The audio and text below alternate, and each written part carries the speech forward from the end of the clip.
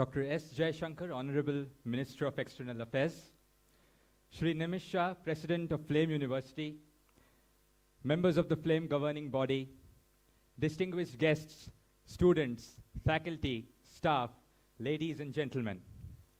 Very good morning and a very warm welcome to each one of you today. We mark a truly memorable occasion in our calendar at Flame University as we gather to honor and celebrate the presence of a remarkable leader, Dr. S. Jaishankar, Union Minister of External Affairs.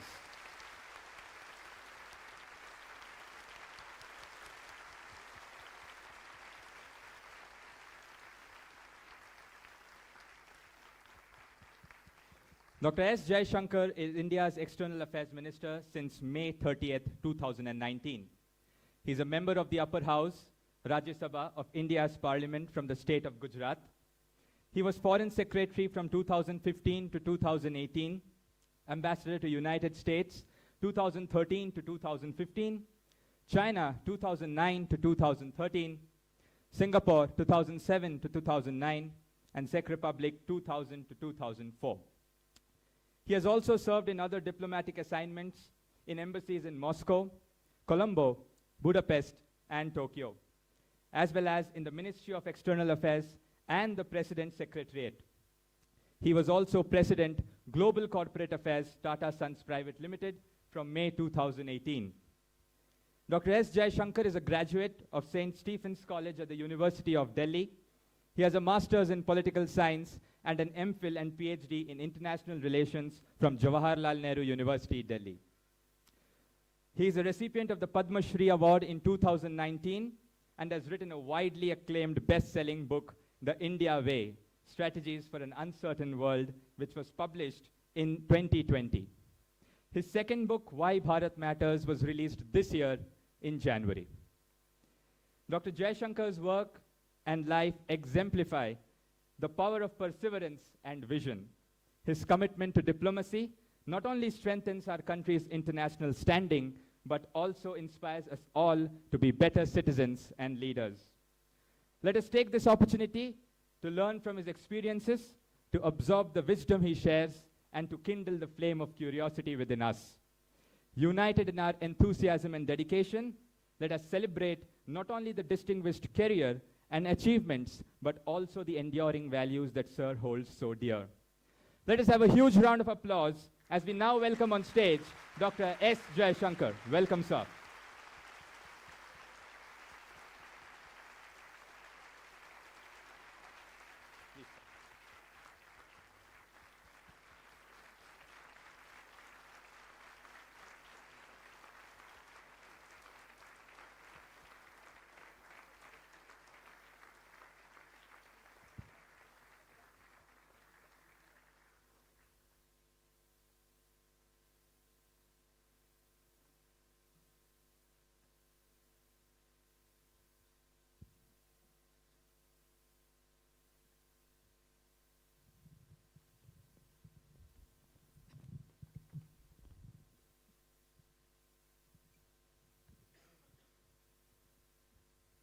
Good morning, everyone. I'm Geetika, a final year undergraduate student here, majoring in economics. Good morning, everyone. I am Shriyans.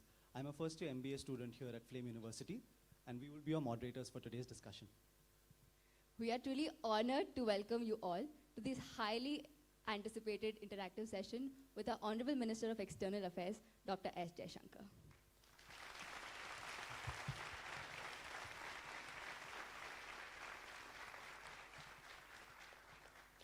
Dr. Jaishankar has been a key figure in shaping the foreign policy of India and strengthening our global presence. We are truly privileged to have an opportunity to be interacting with him candidly and to gain his insights. We are truly honored to have you with us, sir, today. Before we begin, I'd just like to set a few guidelines. I request that we have only one question each. We keep it brief. Follow-up questions would not be permitted due to paucity of time. Refrain from interrupting the flow of the session. Ensure that everyone's phones are on silent. And thank you so much for your cooperation and being with us here today. So we've heard that a lot of people have canceled their travel plans to be here for today's session. I'm sorry about that. So we look forward to an interesting, enlightening, and an insightful exchange. Thank you so much, sir.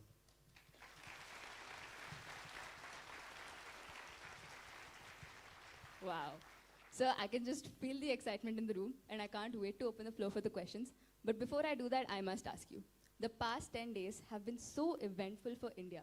From BRICS in Russia to the USA, Canada, India dynamics to SEO in Pakistan, India has been everywhere, and you have been spearheading our efforts. And I must ask you, how do you do it all? How are you everywhere, wherever that you're needed? Well, sometimes I wonder myself. But look, I think in a way you should all see this as a reflection of the times. Don't think so much about how, as you ask me, how am I everywhere? Ask yourself, why does everywhere want us? You know, why is it that, say, in the BRICS, that they are so keen that India is there? Why is it before that, a few weeks ago in the Quad, they were so keen India is there? Or that we had this SEO meeting for which I went to Pakistan. So there is today actually a kind of a value that people put on India. And that sense of that value, that's actually what drove me to write that last book. Because when I travel around the country, I listen to people in politics, in other walks of life. Look, there are people who are very optimistic and confident about what we will be. There are people who are less so, who see a sort of a problem in every solution rather than a solution to every problem. So it's important to actually appreciate where we are today, and honestly, that sense of you're going out there, you're representing your country, you are making your point. The adrenaline levels are very high when you do all that. So that just keeps you going. So that really is food for thought today. But what inspired you to pursue a career in diplomacy? And as the youth of the nation, what do you think are the skills that we must cultivate so that we can align our personal growth with the greater good of the nation, so that wherever we go, we can leave a lasting impact? So let me, how many of you here are studying international relations or taking some course? Okay. So I was like one of you, okay? And if you ask me what got me into the foreign service and then thereafter into politics, I don't know, maybe accident, maybe circumstances. I did my master's in international relations. At that time, my idea was really to teach. So I was actually doing that's why I have more degrees after the master's. It was one of those situations where I took the UPSC exam. It wasn't, I obviously have enjoyed my life and career after that, but I could have easily been in an academic stream of international relations, except, there was my father, who was in the government, actually urged me very cleverly. Parents are very clever. They know how to get you to do things without actually putting it out there so explicitly. So he made me think, do you want to study what other people do, or do you want to do something yourself? If you want to do something yourself, why don't you look at sort of applied international relations, which what the Foreign Service happened to be. So I've always wondered, had we not had that conversation, how life would have been. But look, whether you study it or whether you are involved in it, I think the world is a fascinating place. And it's so much more understandable today. I just came from your wonderful library. Now, this would have been beyond my dream library when I was your age. I couldn't have imagined anything like that. But what today life has done, because, you know, actually the real library is what all of you have been asked to keep silent. So when you look at the flow of information today, your access to information, the impact of the world on our lives, on our choices, on our lifestyles in a way, it's so much more. And I feel today, yes, those who are studying international relations, great choice, but those who are not also need to be very well informed about the world. You can't do business today without knowing the world. I mean, frankly, you can't do pretty much anything today without actually understanding what the world is about, because whether we like it or not, the world has come to our homes, you know. Even, I mean, and it's both good and bad. I mean, people look, you know, when COVID first came, I mean, you're reading about it, you know, something happened in some city in China. Who would have actually thought that 2 years of our lives would actually be totally dominated? So I would urge actually everybody saying, take an interest in the world, you know, follow what is happening here, and to do and shape it, you know, which is why you need to be out there. I mean, we can't be a spectator, we can't be a, you know, an object or a playing field for others. I mean, we have to be a player too.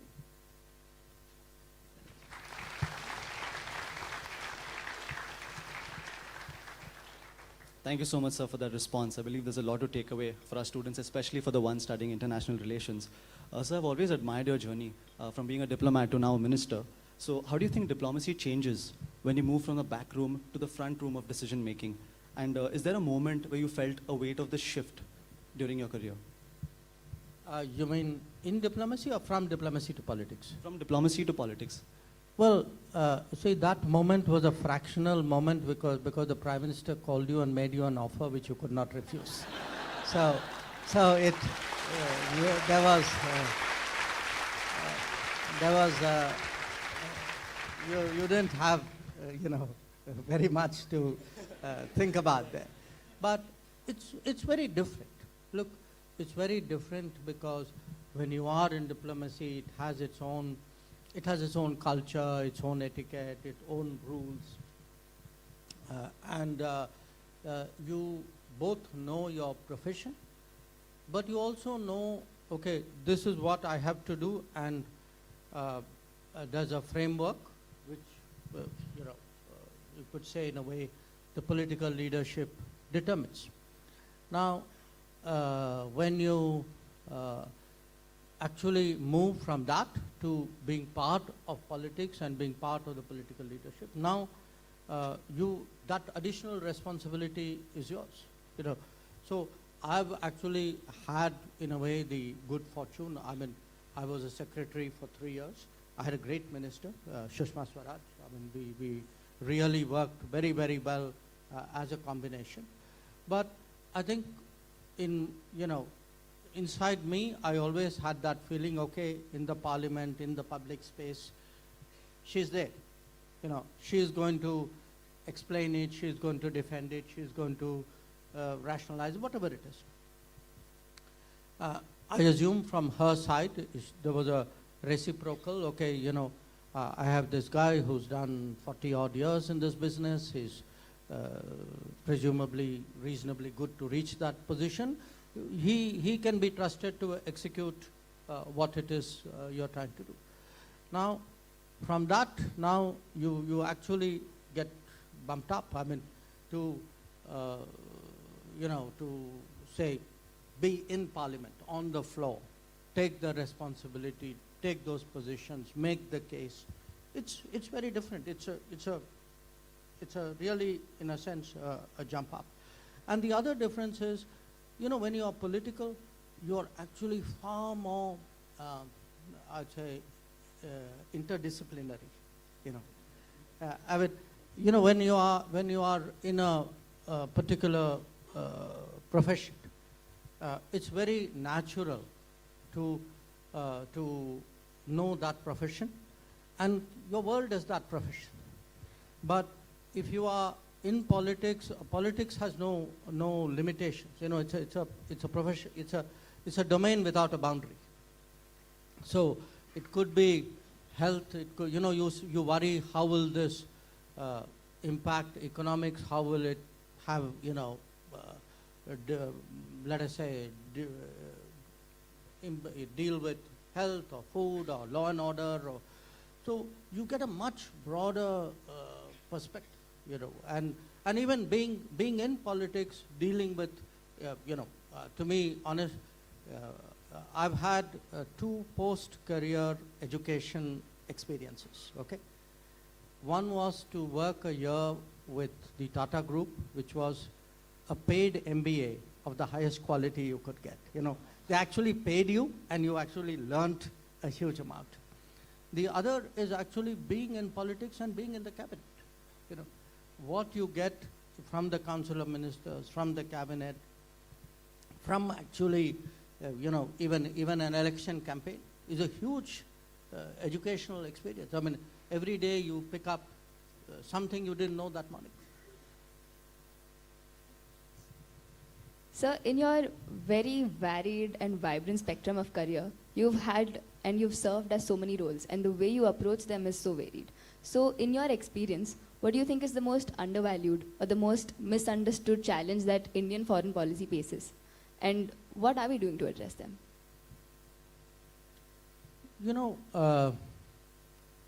I feel, look, we have both an advantage and the all that goes with it in terms of being an old civilization. In many ways, we are very assured. When you deal with other nations, often they don't have that history, that culture, that sense of themselves, those traditions, which we do. It's a huge plus. But at the same time, what it does is, it makes us sometimes very self-satisfied, self-absorbed. I mean, we are there. I mean, we've been there forever. Okay, things happen around the world. So what? But it's important, I think, today. You look, the world is not just more connected. World is also more competitive. When the world is more competitive, you've got to be out there making your case, fighting for your rights, pushing your interests. And that, the very thing which works for you in many ways, you have to sometimes get over that feeling, well, everybody will understand us anyway. They could, but you have to work at it.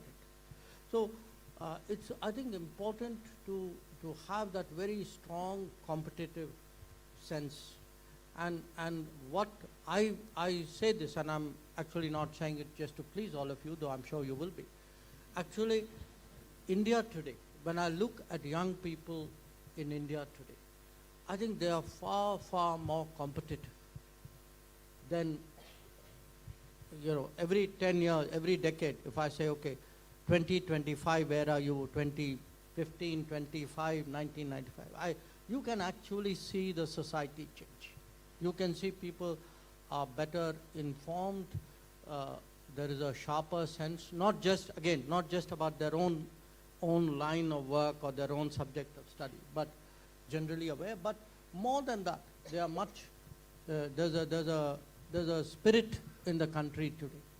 I think there's a spirit in the country today which is much stronger. It was always there. It had to come out more and more. It had to be encouraged. It had to be nurtured.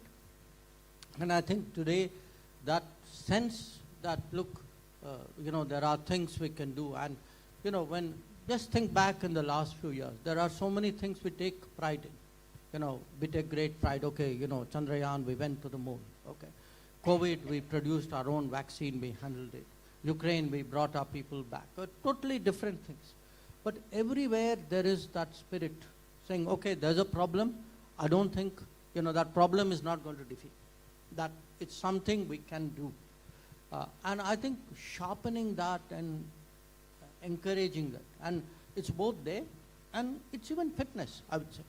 Again, one of the things I really liked about the university in the tour I did is the fact that, because the physical fitness also adds to the sharpness of the mind. I mean, if you feel good about yourself, your thinking is that much more positive, and creating. So I would say, I mean, it's a long answer, but I do think we should resist that temptation to say, you know, we have arrived, or, you know, we are complacent. I mean, competition is endless, and we have to keep that kind of way going. Thank you, sir. Thank you for that wonderful response. So I do believe that strengthening that spirit that you spoke about is very important, and that's one thing that we should all work towards. So speaking of challenges, since Prime Minister Shri Narendra Modi took office in 2014, India's relations with the West Asian countries and the OIC countries have seen a remarkable transformation. So what has changed from a policy perspective under PM Modi's leadership that has allowed India to build such strong ties with partners who were not so friendly with us earlier? Well, look, in their defense, in their defense, it wasn't that they were not so friendly necessarily. I give you the prime example, okay? UAE, United Arab Emirates, okay? Now, the fact is, they were there, just across the waters, but there was actually very little effort made to engage them. You know, now many of you are studying business, okay? Now, if you don't engage other people in that business, how is the business going to get done? Now, it'll amaze some of you that when Prime Minister Modi went to UAE in 2015, he was the first Prime Minister after Indira Gandhi to go to UAE. Now, this is a country where 3 million Indians live, you know, which is a big oil supplier, which is a, you know, very influential political player. But if you don't make that effort, you know, why would they reciprocate? And this more or less has been the pattern, especially in the Gulf, I would say. I mean, I can think of other places as well. So you actually, the first part of the answer is there was a reach out from our side, which they believed was lacking earlier.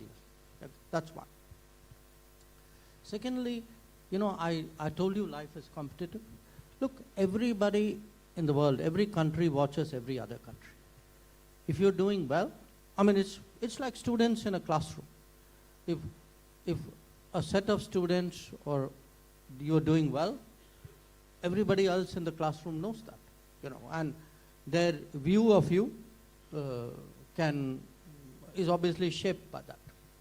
So I think they've also seen in the last decade, okay, you know, this guy is serious, he's really, you know, determined to modernize India, to take it to a different level, and you know, he doesn't let the sort of the smaller obstacles get in the way. There's a sort of direction he's going. So I think a lot of it is their assessment of what is happening in India. So if the, you know, their view is that, well, you know, this is all talk, then they wouldn't be responding.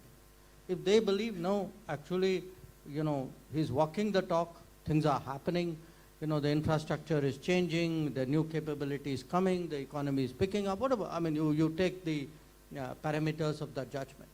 So I would say reach out, number one, an assessment of the changes in India too. The third, I would say, in a way, we are also contributing more. You know, the image in the Gulf a few decades ago would be very much more of like blue collar labor, would be and trade, people in small trade. Okay. Today, I mean, my most recent visit was to Saudi Arabia. You know, you meet people who are running multi-billion-dollar businesses there. People who are in the core industries, you know, someone who's into the new city they are building, someone who's doing big things in the oil refining sector. So the sense today, there's a, you know, the the changes of India, the capabilities of India, all that is also getting reflected in India. So, I mean, you know, across about 20 years ago, this idea, this when Y2K happened, this idea that Indians are techies, you know, this became an image, okay? Now, today if you go to the Gulf,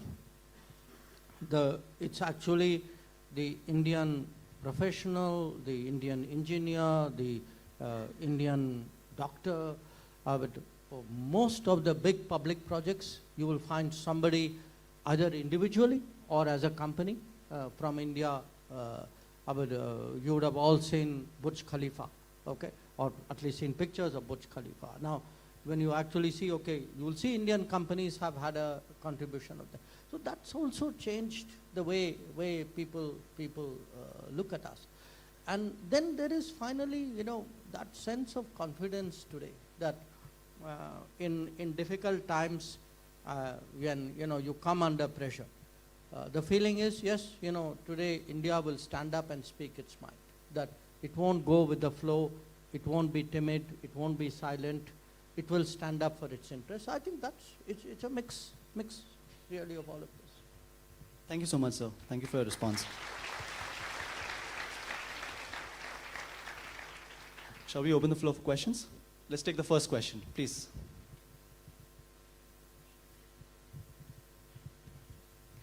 Good morning, sir. Firstly, thank you so much for this wonderful opportunity. It's an honor to be interacting with you today. So my question is, how would you trace the importance of informal interactions during high-level meetings in shaping diplomatic decisions? Have you had any instance or instances that you can perhaps share with us where an unexpected conversation or an informal conversation has shaped a decision? Can I take 3 at a go? Yes, sir, sure. 3 questions. Yes, we can do that. Can we have the next question, please? Another one? Somewhere from here?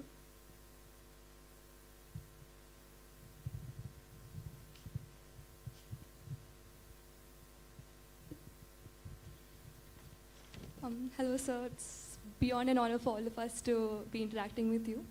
My question for you is, what are some of the critical skills or mindset shifts that you would want aspiring diplomats to imbibe, but which traditional diplomatic training tends to overlook, particularly in India's context of shifting from non-alignment to multi-alignment?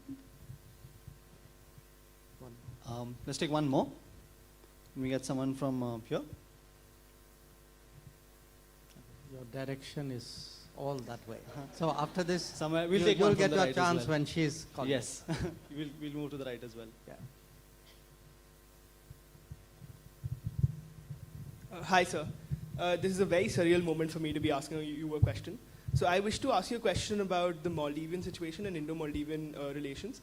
So despite the successful political maneuvering and the diplomatic success that we faced with Maldives recently, it's pretty evident that Maldivian-Sino relations have evolved after the introduction of the BRI. So how does India perceive this, especially with regards to the security of the trade routes in the Indian Ocean region? Thank you. Good question. So let me do one thing. Let me take the first 2 questions together because I think there's a degree of overlap out there. So the first question, you know, how much do informal interactions count?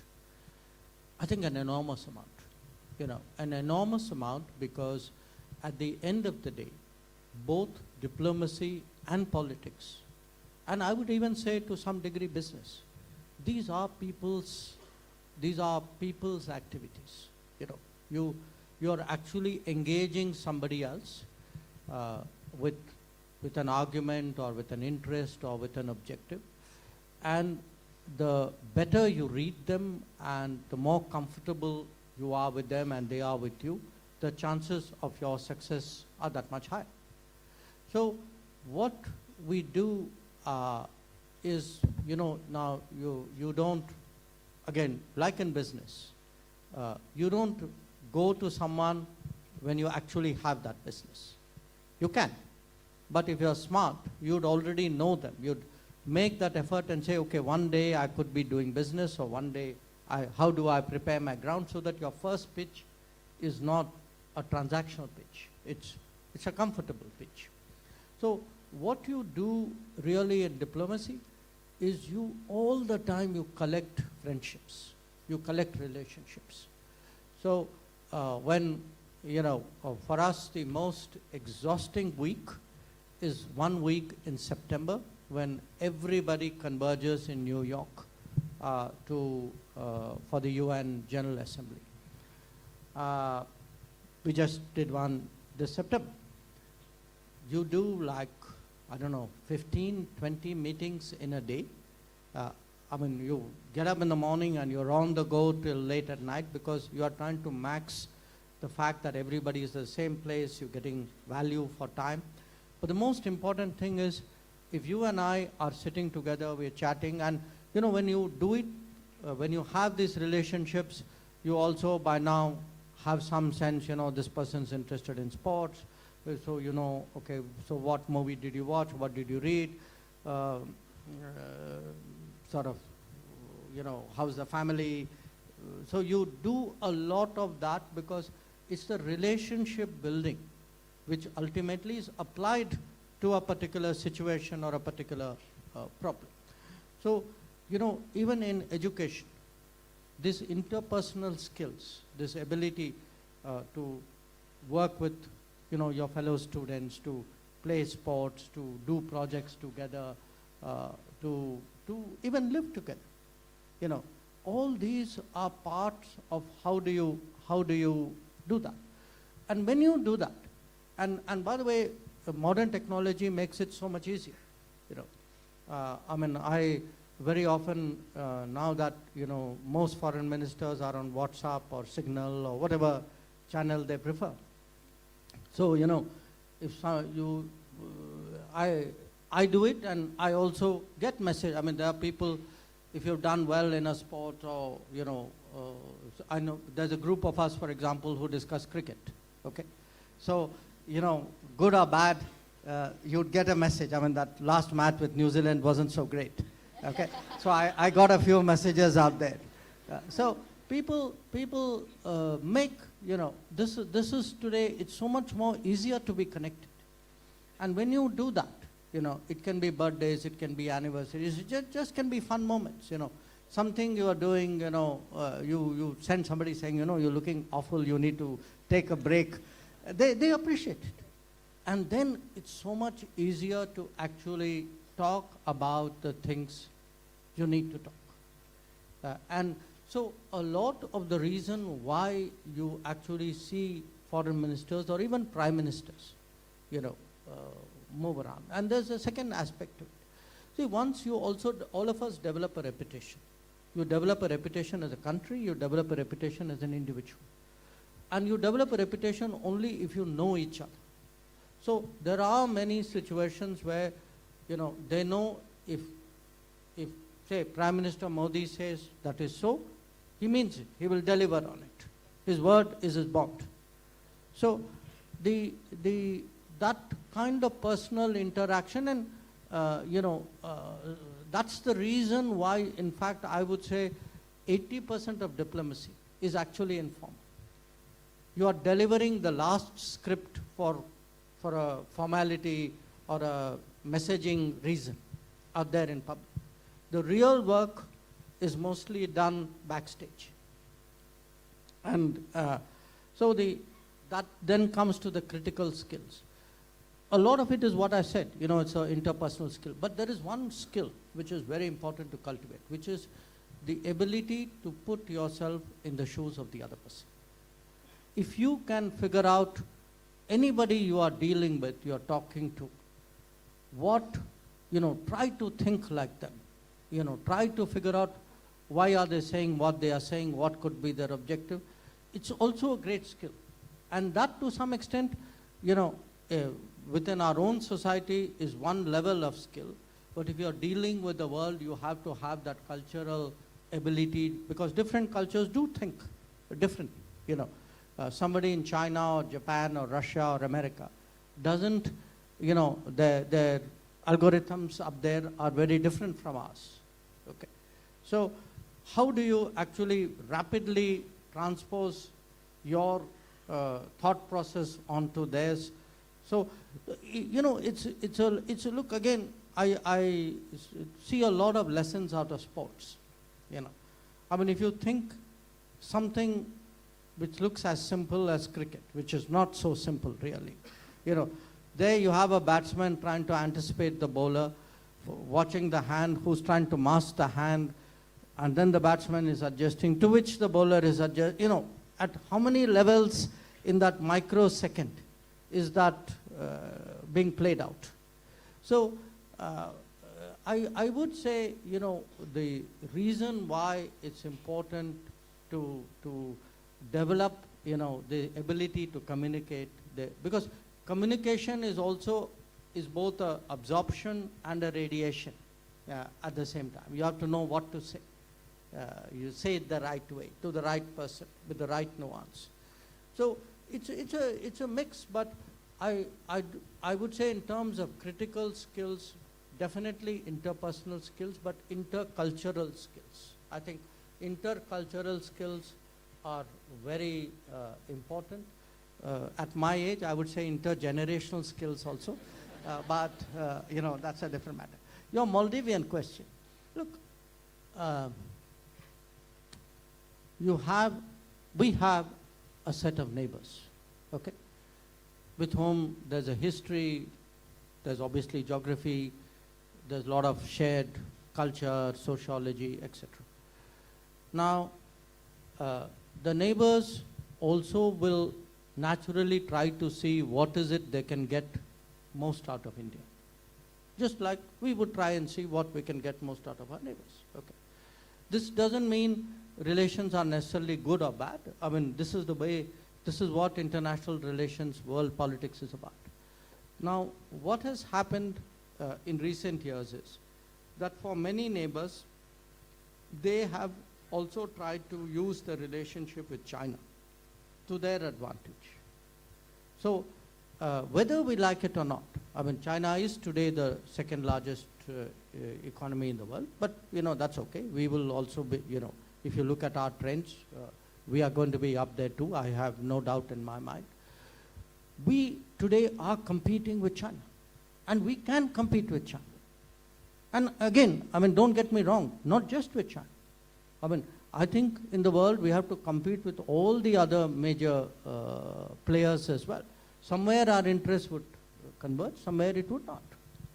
But that confidence to compete today, that really will shape our relationship with the neighbors. So in the case of Maldives, yes, Maldives from its perspective will try to optimize all its relationships. But I am very confident that when they look at what India puts on the table, you look at the kind of the importance of that relationship today. They import so much of their essential needs from India on a very special dispensation that we give only to Maldives. There's no other country. There are many things which we don't export, but we give a carve out only for the Maldives. If you go to Maldives, I was there some months ago, you look today at the impact in Maldives. Many of the things we are doing in India, like say you would have all heard of Jal Jeevan Mission, getting water, piped water, or electricity. Now, many islands, I was there for an inauguration of I think 26 islands, which had got their water and sewerage connection, thanks to an Indian project. Now, to the average Maldivian, India is the country which has delivered on that. Some of the big infrastructure projects which are today on the skyline in Maldives or on Malé are Indian. One of the major hospitals out there is Indian. So, in fact, if you go around in Maldives, many of the teachers, I must tell you, even school teachers are Indian. So people associate you with education, with health, with infrastructure, with water with sewage. I mean, it's going to be very hard to really beat that branding.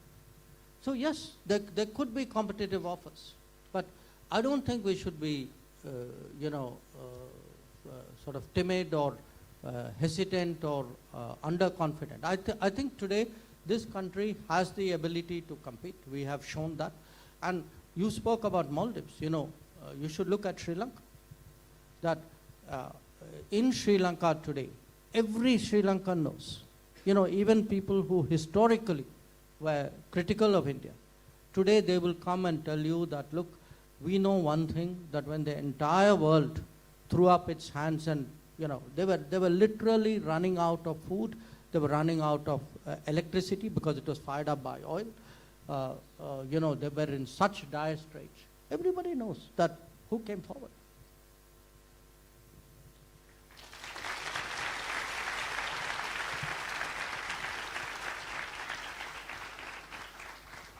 Thank you, sir. Thank you for that response. I'll let Gitika take the next 3 questions, so maybe someone from this section can get a chance. Okay, maybe we can look at someone in the section. Yeah. Since there's so many hands, maybe another one. Yeah. Good morning, sir. My name is Bhavna Seduraman. I'm a final year undergraduate student with a major in international relations. Thank you so much for this opportunity. So on 21st October, India and China came to an agreement to disengage troops along the LAC. 4 years after the deadly clash between the two, Prime Minister Narendra Modi also met President Xi Jinping on the sidelines of the BRICS summit on Wednesday, 23rd. So my question is, how and why did we come to this agreement now? And what can we expect from the future of India and China relations? Thank you. Okay, we can have one more question from the center here.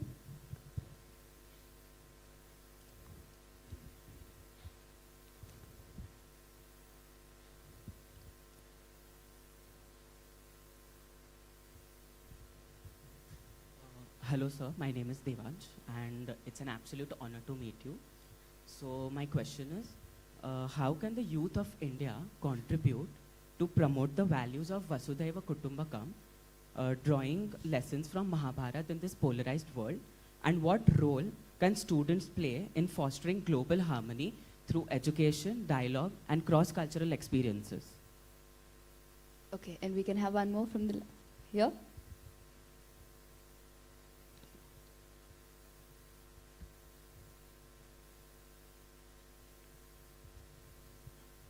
Hello sir, I'm Pat and it's an honor to interact with you. So my question is, as we know in the recent light that Bangladeshi thing about the politics, so what is India doing to, engage with the new political establishment in Bangladesh, particularly if the new government, if they maintain a distance from us? Thank you. So let's start with the China question. If I can just kind of roll that back a bit, that from 2020, the situation in the border has been very disturbed. And that's had a negative, understandably, a very negative impact on the overall relationship. Now, since September 2020, we have actually been negotiating with the Chinese on how to find a solution. Now, there are different aspects of the solution. There is immediately the most pressing one is what you call disengagement, because the troops are very, very close up to each other, and the possibility of something happening, God forbid, is there. So that's the sort of the first set of issues. Then there is what is called de-escalation, which is because there's been a troop build-up on both sides. They built it up, we responded. And then there is the larger issue of how do you manage the border and how do you negotiate the boundary settlement. Right now, everything that is going on is with respect to the first part, which is the disengagement part. At some places before, after 2020, we came to understandings of how the troops return to their bases. But there was one significant segment which was relating to patrolling, where there was blocking of patrolling. And that is what we have been trying to negotiate now for the last 2 years. So what happened on October 21st was that in those particular areas, Depsang and Demchok, we came to the understanding that there would be patrolling would be resumed on how it used to be before. The people are still writing about it, but I think people need to be patient. You will see it play out in the coming days.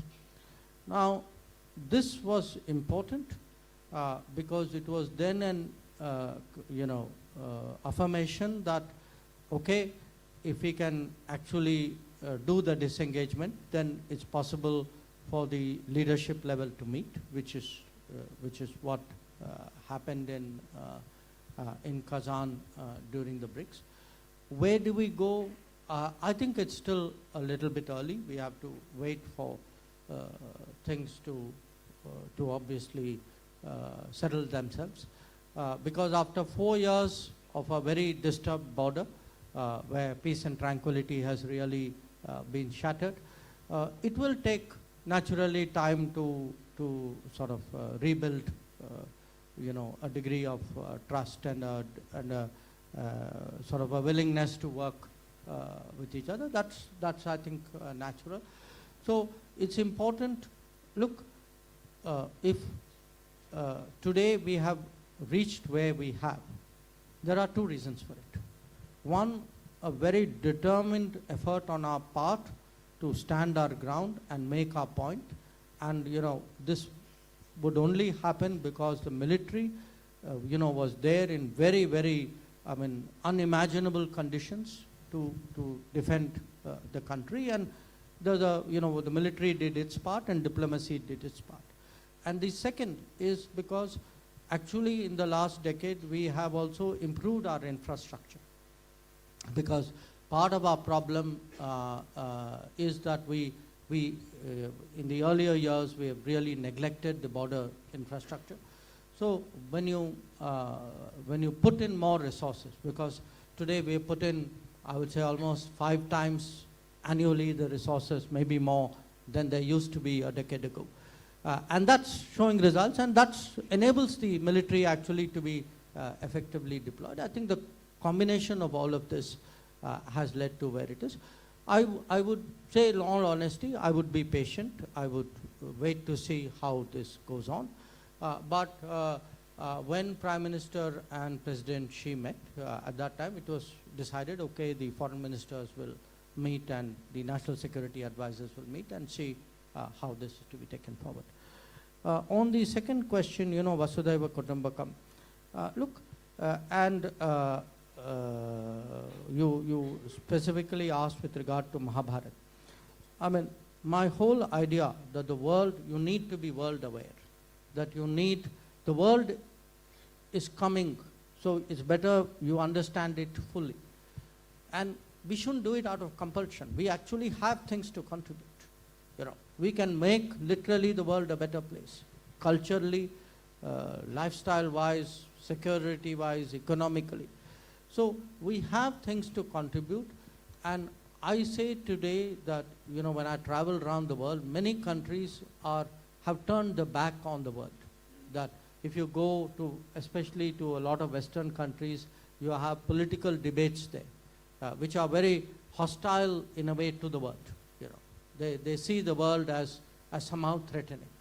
I would say the world, if you understand it well, is opportunity. And if you are culturally, there's one great thing which we Indians have. I've seen people in so many countries, they go there, they localize so fast, they learn the languages, they make friends. We have this cultural ability to work with other people and other cultures. I think we should use it in a way to national benefit. So we certainly should embrace a policy of doing more with the world. And there's a sound economic logic to it. You know, there is today a huge demand in the global workplace. You know, yesterday, before taking the plane, Chancellor Scholz of Germany was there in Delhi. He was in talks with Prime Minister Modi. And, you know, he was singing the praises, really. The Germans were talking about Indians in a way in which really all of you would have been very proud. And one of the things which the Germans said is, look, every year we give about 20,000 work visas. We have decided to scale it up to 90,000. So, because there is today a global, there is a global workplace. There are, people want talent, people want those skills. This could be in very tech-related areas. It could be equally, you know, they need more doctors, they need more nurses, they need more health workers, they need more chartered accountants. So, when you say there is a demographic dividend, the demographic dividend actually is best realized when you actually deploy it at a global level. And that is something which I think is, you know, for me, if our universities get people's minds looking at the world, and I think here, you know, learning, you know, getting some exposure to a foreign language, for example, is very useful. I mean, if there was something I would have regretted in my education, it is that I didn't learn a foreign language till I started actually working, other than English. So I would say there is a lot. But the Mahabharat part also I agree, because Mahabharat is both an exercise of ethics but also of realism. That, you know, not everybody in the world is well disposed. You know, there are some people who deserve good treatment and there are some people who don't. You know, and you have to know which one is which, and you have to know how to respond. And there are a lot of learnings, you know, out of that. You know, when do you respond? When are you patient? When do you, you know, when do you accept? When do you sort of push back? So I think that statecraft and the strategic lessons which come out of Mahabharata are really something which are very invaluable. And your students' role, look, we need to start early. You know, it's honestly much hard to pick up things with the progression of time. You know, so to the extent young people, you know, when students go out, if students have that confidence to look at the global workplace, and the global workplace, by the way, doesn't physically need to be out of India. You know, there are, I just saw a report, there are global capability centers. These are centers set up by multinational global businesses. There are almost 2,000 of them today in India. I think 1,800 or 1,900 was the number I saw. And their exports are today about $150 billion. So the world as a workplace is also coming physically into India. That's also a phenomenon of our times. So I do think students are the cutting edge today of how India will deal with the world, and that positive mindset which you spoke about is very good. Bangladesh question, just to round up. You know, look, everything that I said about Maldives or I said about Sri Lanka, it applies to a great extent in Bangladesh as well. You know, when you look at our neighbors, ask yourself, when COVID happened, where did the vaccines come from? When Ukraine war happened, where did the petroleum and the fertilizers come from? When their kids get stuck abroad, you know, in whose flights do they come back? When you look at medical tourists, when you look actually at the volume of trade, when you look at the logistics, that today many of our neighbors, you know, they take power from India, they sell power to India, they buy fuel from us. So then, you know, the more the neighborhood is kind of bound together. And it is, I think the logic of economics is today creating that. So yes, we will get that political, you know, noise. You know, it happens. After all, there's been a very significant change of regime out there. But I also think we should not, sort of be so carried away that we forget that there are some very basic fundamentals which actually bind us together. And I think, when people get down to governance, let me tell you, governance is a very, very sobering experience for everybody. There is a reality check which comes from governance, and I have every confidence that, look, our relationship the fundamental soundness of that relationship will assert itself. Thank you, sir. Thank you for that response.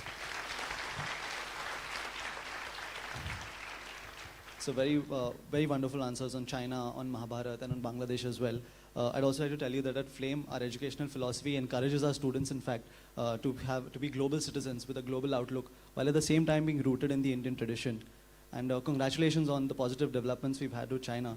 In fact, when I was studying international relations, there was a Chinese proverb that I heard, that two tigers can't share the same hill. So I hope that someday we could.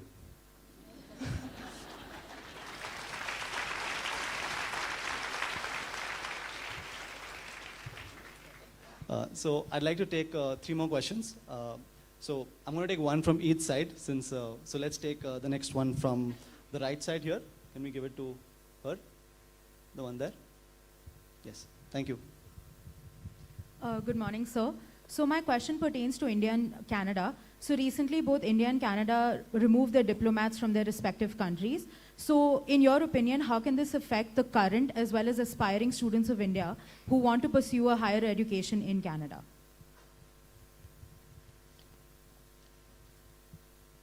Let's take the next one from the left here.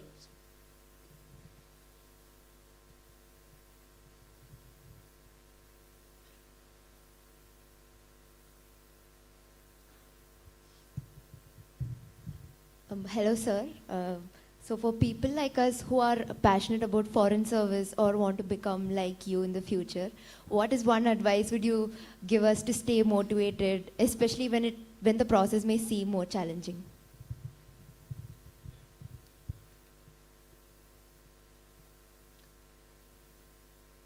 Okay, and let's take one last one from the center for balance.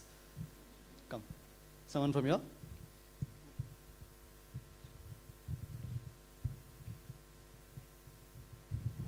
Hello, sir. Namaste. So it's a privilege to be speaking with you here today. So my question was on the future of the multilateral system. I mean, there are n number of international violent conflicts happening right now, and while India is doing a lot to respond to them, the current multilateral system, to be frank, seems paralyzed to respond. A lot of countries like India has advocated for reforms, particularly in the UN Security Council, but there just seems to be more challenges than we thought so. So what are those challenges, and what would ideally a reformed multilateral system look like? Thank you. The Canada question might be a place to start. Look, frankly, for us, we see we are really completely sort of reject the manner in which the Canadian government targeted our High Commissioner and diplomats. Let's just look at what is the issue. What is the issue in a way is that there are a small minority of people there, but who have made themselves into what appears to be a bigger political voice. Okay, and unfortunately, the politics of that country is giving that political lobby, you can call it, perhaps a degree of play, which I would argue is not just bad for us and for our relationship, I would argue is also bad for Canada itself. Now, it isn't just, having a view. Many other things have happened in the course of the last few years. And as a result, whether it's the kind of people who have gone there, the kind of activities which have been permitted out there, all these have actually had a negative impact on themselves. And now, today they are saying, things about us. But if you actually look, who first raised the presence of organized crime in Canada? We were telling them. We were telling them and they were not listening. So today, they make out as though, there's this thing happening out there. But it's happening because of a permissive atmosphere over a long time. But I do think that this is an issue with a particular political phase or a set of political forces. We would certainly not, hope that, more sensible, more sober, more responsible thinking asserts itself. Both countries have a big economic relationship. You mentioned students. There are people of Indian origin who live out there. In fact, unfortunately, because of the security threats to our embassy, to our High Commission, even their travel got impacted, which we have, now sort of stabilized. So we certainly on our side, we have actually in many ways been the people who have reasoned with the Canadian system saying, look, don't go down this extremist path. And I would hope that, at some stage that realization is sharper and we find some sensible solution. But obviously, if our own national interest and, the integrity and the sovereignty of our country is involved, I mean, it is very natural that we will take the position that we have done. On, your question, how do you stay motivated? Look, I mean, it's important to have goals in life. Okay, it's important to have ambitions in life. Everybody must have something which drives them, which makes them work harder, which says, okay, and which you are testing yourself. Now, sometimes you realize it, sometimes you don't, sometimes you realize it fully, sometimes you don't, sometimes you realize it more than you ever expected it to be. I never thought in my wildest dreams that I'd ever be a minister, but it happened. So I think this is a phase of life where you are actually in a way testing yourself, motivating yourself. It's important to have, friends and people with whom you can discuss similar things, because often it's I say this as a father of 3 children, often you invite a lot of pressures on yourself during this period. So you need to have people to share it with and peer group to discuss it with. It certainly helps. I mean, if 4 people have the same set of issues they are looking at, let me tell you, it's obviously much lighter. Group, there's a certain group, not just group think, there's a certain group confidence and a group sharing which comes out of it. But I really wish you all the best as an aspirant. I mean, I hope one day to welcome you into the Foreign Service. So all the best. On the multilateral system, here's an issue, and the current world order, you can say, it was it was engineered, or the architecture is 1945. Okay. At that time, if you look at even the number of countries who signed the UN Charter, there were 51, of which some like us were not free. Okay. Now the number of members are 193. So, I mean, I tell people in any other domain, say in a business domain, if a business had grown from 51 to 193, would you still say that the management board should remain the same management board of those 51 shareholders and not have the other 142 shareholders reflected in some? I mean, does that make any sense to you? But it is a reality, because those who sort of enter the door, you know, there's the phenomenon, they close the door behind them. So the ones who are there, in many ways, are the ones who are most resistant to the change, because they want to safeguard the privileges. But what is happening is, you can say, an expanded enterprise with a narrow management is obviously then not able to deal with many other issues. So look at the big issues of our times, you know, what is happening in Ukraine, what is happening in the Middle East, in West Asia, management of COVID, for example. Now, in all of these, what happens is, if the bulk of the countries feel that those in the room really don't speak for us, that they have their own interests, they have their own history, then you do your own thing, you know. And those five also today are in a situation where they're continually blocking each other. So even in a limited way, there is a certain gridlock out there. So it is something we will keep pushing. We do feel that in a sense, the forces of history are with us. There is a, you know, every time I go to the UN, I can see more and more people expressing their frustration. So at some point, you know, it will happen. Now, it's a question of staying power and mobilizing power. And that's really what we are trying to do. Thank you, sir. Thank you so much.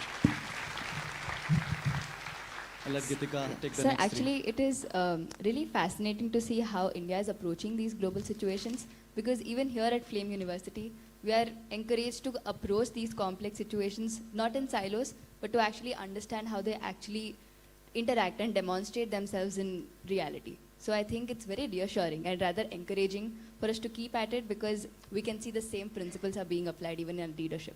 So I think that's a really good takeaway for our students. Let's move on to the next question. Maybe we can have someone from the left here.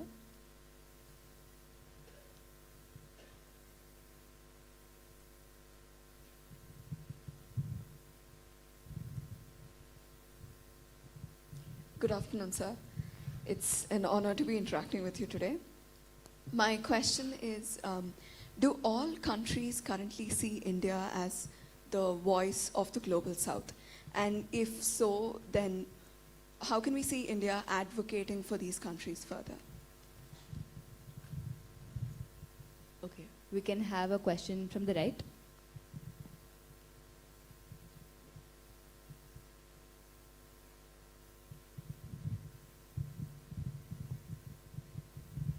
Greetings, sir. It is an absolute honor to stand before you and ask this question. Thank you so much for this opportunity. My question is in line of the vision of many friends, few foes, greater goodwill and more influence, as described in your book, The India Way, which also happens to be one of my favorite books. How can India really leverage its cultural diplomacy to enhance our foreign policy, to strengthen our international ties, and maybe explore and expand our global influence? How do you think we can utilize our cultural diplomacy? Thank you.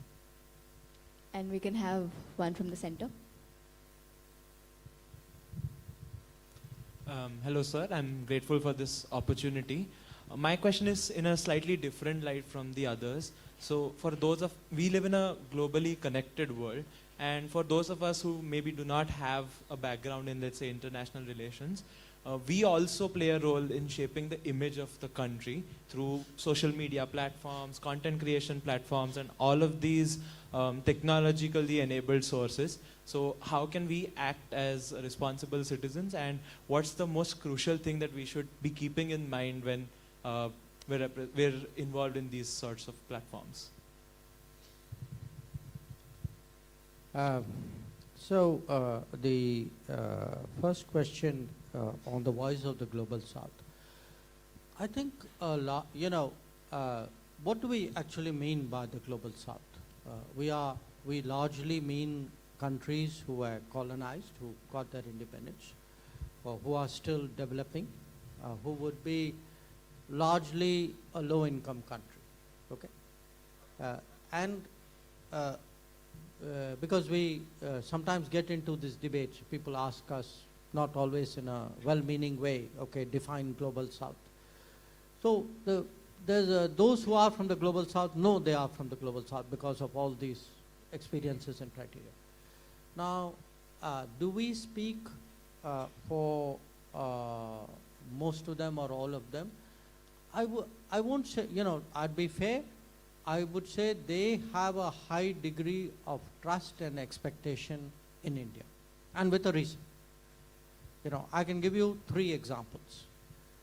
In much of the global south, the developing world, people do remember that during COVID, when the developed world was actually stockpiling vaccines. Many of them got their first vaccines from India. And they got their vaccines from India when India was still vaccinating its own people.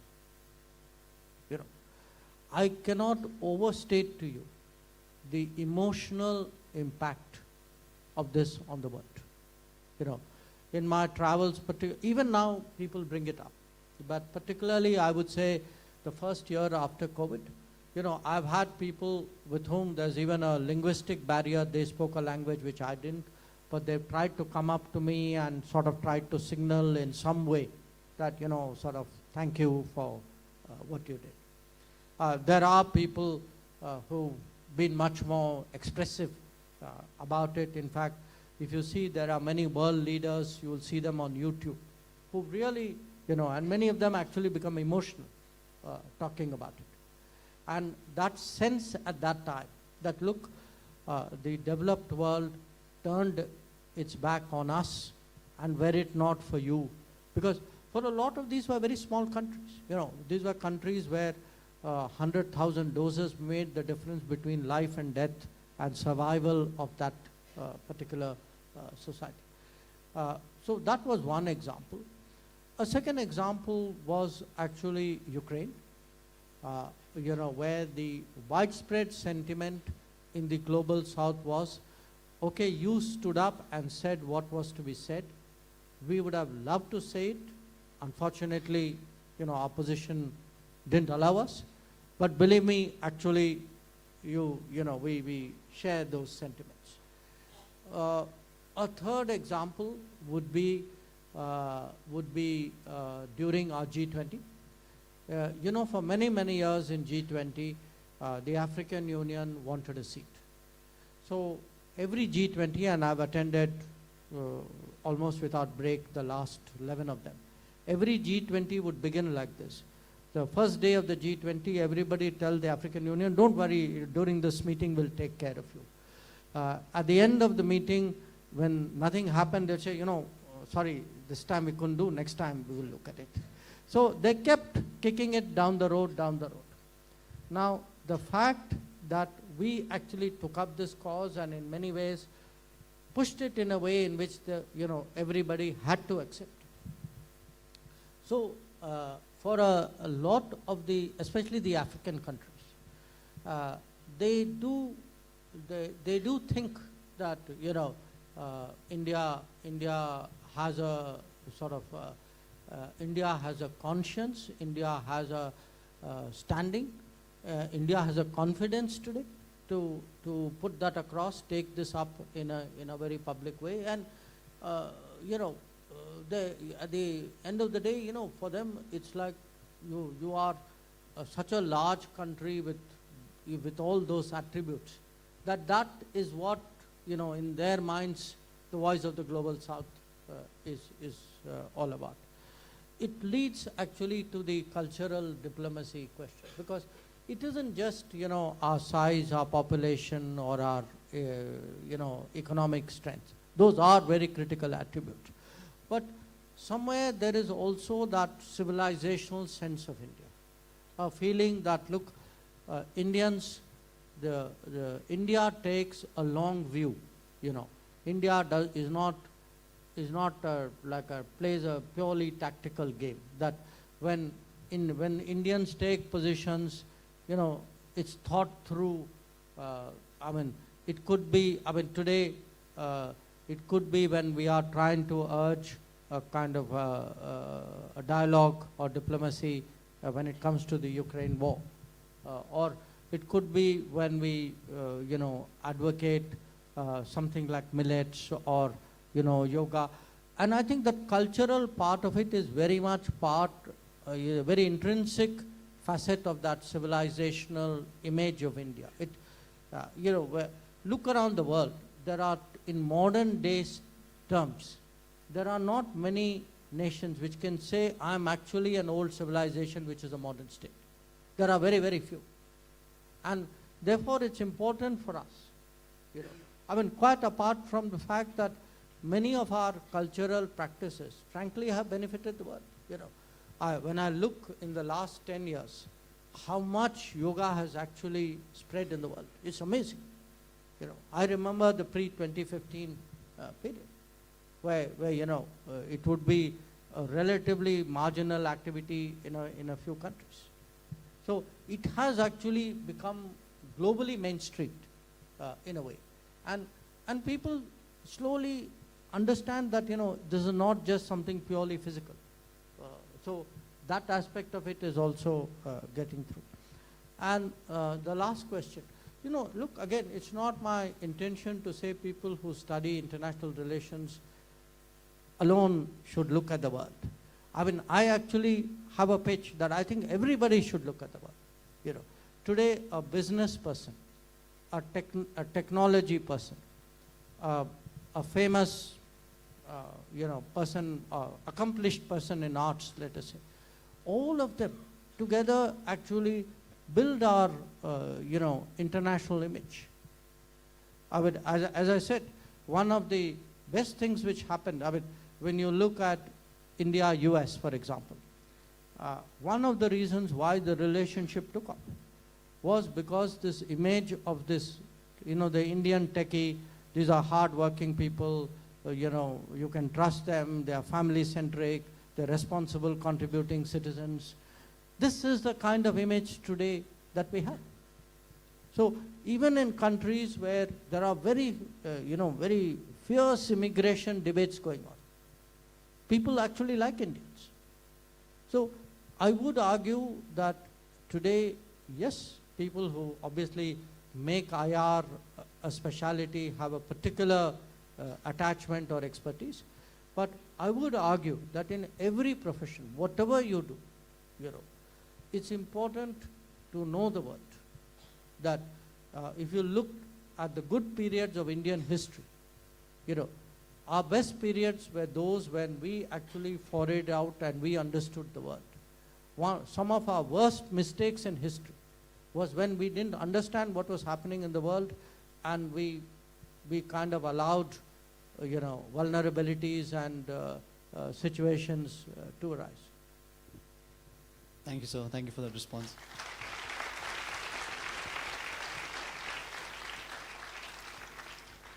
Yes, sir. We'll take one last round.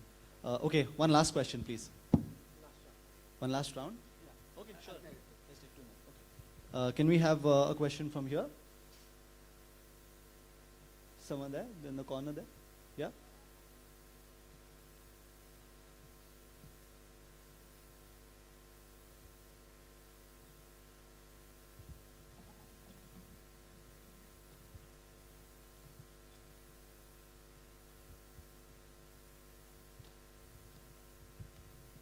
Namaste, sir. It's an honor to be talking to you. My question is that we read a lot of books, and I read a lot of books, and I have read your book. My question is, what books do you read, and what are your recommendations for us?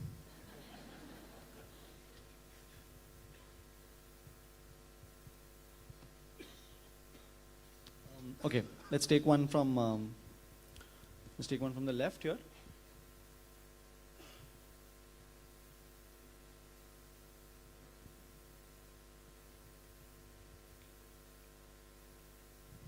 Hello, sir. Thank you for interacting with us today. So my question for you is, as India and US plan to expand their collaborations in terms of technology, health, or defense, what are some key areas where you see potential for growth, and what are some challenges that you think we need to navigate upon? Okay, and let's take one from the center here. That's the last question.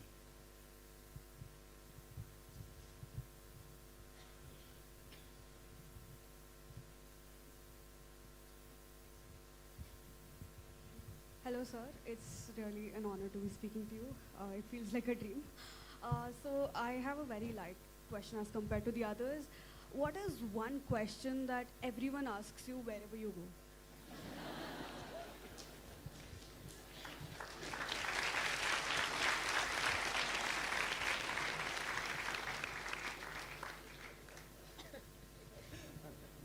You know, that's a really hard question. So, look, I'm really very pleased to hear you say that about the books, because, you know, it's a great habit, and even one of the nice things I must tell you about being a foreign minister or being a diplomat is when you do these long plane rides, you spend a fair amount of time in airports, and you have those jet lag hours where you get up at 2 o'clock and can't sleep till 6. Books are a great help. You know, I mean, people today get information in different ways. I mean, I think it's partly, as I said, it's intergenerational. Someone like me still primarily uses, I mean, I do a lot of surfing of stuff, but still for deep understanding, I would say, of a particular issue, it would still be very much books. A lot of what I read is like history, or current affairs. By the way, again, one of the things you've got to do as a minister is also to release people's books, okay? That comes. Now I have a caution. I normally don't release a book if I've not read it. Because you don't know, you know, what you may end up. So now, here's the good part of it. So the more people press you to release books, more books you actually end up reading. So at the moment I'm in the midst of, and sometimes I carry more than one book at a time. So I'm actually working on a set of books which I have to be releasing soon, so I won't actually give you the name. But one is like, you know, it's on economic choices which we have made in the past. The other is a pure history book related. Both will make news in their own way, I think. The India-US, you know, I do think that this relationship is now coming into its own, and it's got many strong things going for it. Somewhere there is today a certain fit which has happened. It's happened for a variety of reasons, you know, could be strategy, could be, I would still say it happened most of all because of people. And I'll give you a very interesting number, which I read, by the way, in a book. The number was that when Pandit Nehru first went to America, there were 30,000 Indian Americans. When Indira Gandhi first went as Prime Minister to America, when Pandit Nehru went, it was 3,000. When Indira Gandhi went, it was 30,000. When Rajiv Gandhi went, it was 300,000. When Narendra Modi went, it was 3.5 million. And now it's actually, if you add citizens and non-citizens, it's about, I think roughly people use 5 million as a ballpark figure. Now, it isn't just the numbers, it's also the connect. You know, what kind of people, what are the connects? And here's the interesting thing about Indians, and something we should feel proud of. Look, Indians may go anywhere in the world. They can be extraordinarily successful or not. But whether they are successful or not, they never forget where they came from. So you have many of these hyphenated communities in America, Dash Americans. Many of them actually, not all of them necessarily have a good relationship or a strong relationship back with their country of origin. I think Indians have that unusually strongly.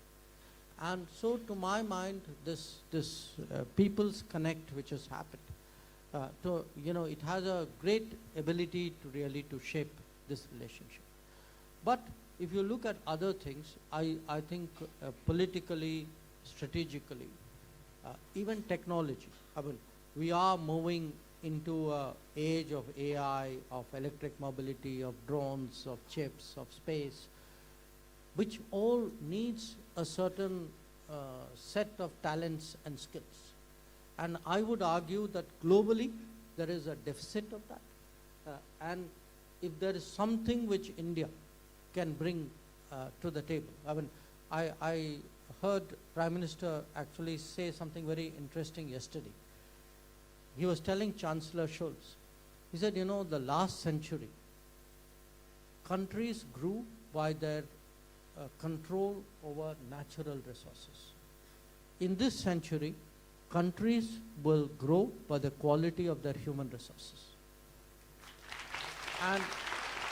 And if you look at it, because this thought actually really stuck in my mind, because in that one sentence, the quality of, in fact, almost everything which Narendra Modi is trying to do eventually goes back to that. That if you look at all these, at the programs, that if your health is better, your nutrition is better, your education is better, you have electricity, you have water, you have housing, every part of it eventually feeds into the quality of human resources.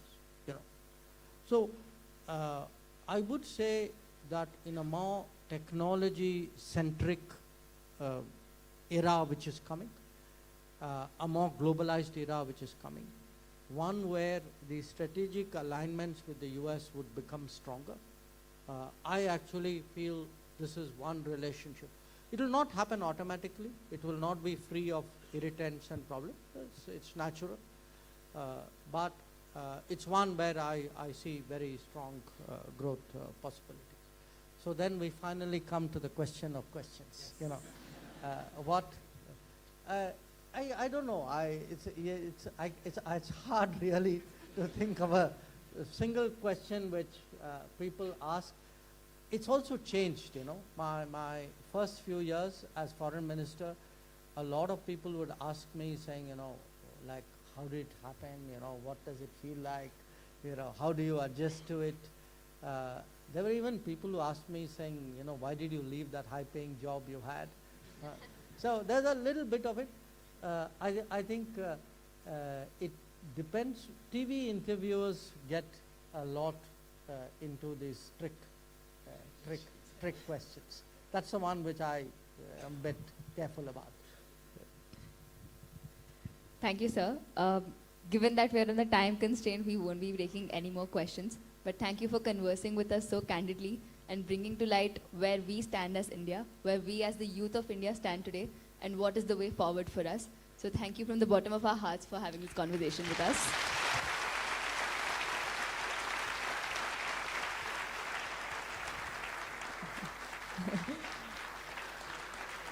Yeah. On that note, I request Kritika to take the dais to deliver her closing remarks for this session. Dr. Jaishankar, throughout all the questions, I think a burning question remains. When you go home tonight for dinner, what will appease your palate more? Is it Indian food or Japanese food? I don't know today, but when I do go home, I know what I'm going to get. Which is fair enough. And with that, ladies and gentlemen, it is an absolute honor to close this interactive session with one of the most revered, and might as well I add, one of the most well-received person with the youth of India today, the Honorable Minister of External Affairs of India, Dr. Subrahmanyam Jaishankar.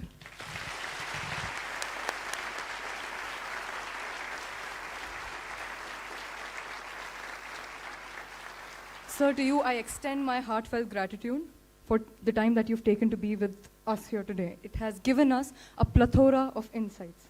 Today, your work with the Honorable Prime Minister Modi, it's shaping how India is viewed in the world. Strong, it's independent, and willing to engage meaningfully in global challenges. It's a privilege to have directly learned from you today.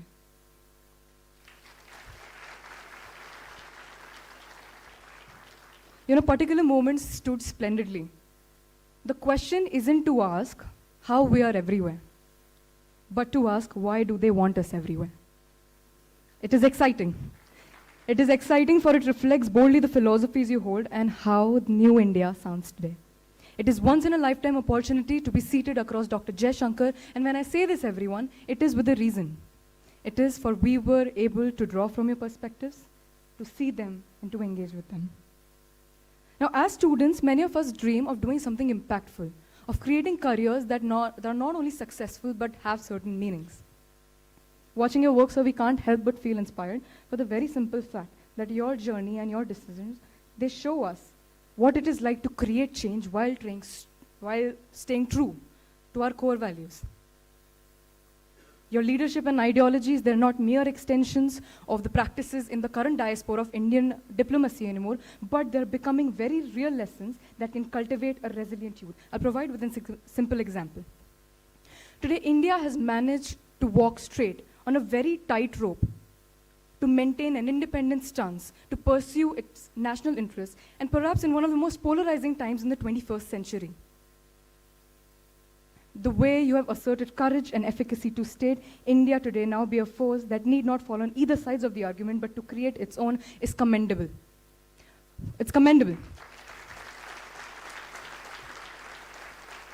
For the simple reason that we can extrapolate that same mentality and say, we are a youth, and we make our decisions that suits our interest, that causes our growth, while collaborating and disregarding any constraints that may falsely be placed upon us. It is a lesson in courage and bravery and balance that young people draw from.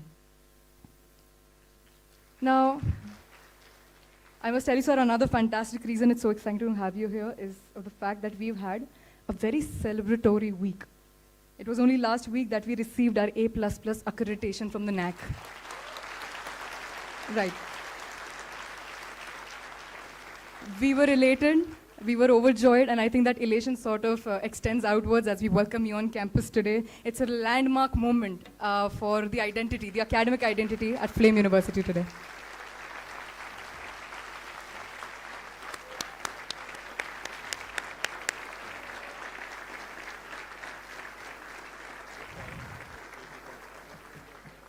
And sir, just to round off, it takes hard work. It takes hard work. It takes opportunities, it takes supports, it takes resources, and it takes a really good heart to create some good change. I relay my deepest gratitude that you came down to extend your vision to us, and hopefully we incorporate that to give back to a more beautiful India. On behalf of Flame University and everyone here, we're so grateful that you're with us today, and we look forward to learning from your incredible journey. Thank you so much. Ladies and gentlemen, this was Dr. S. Jaishankar.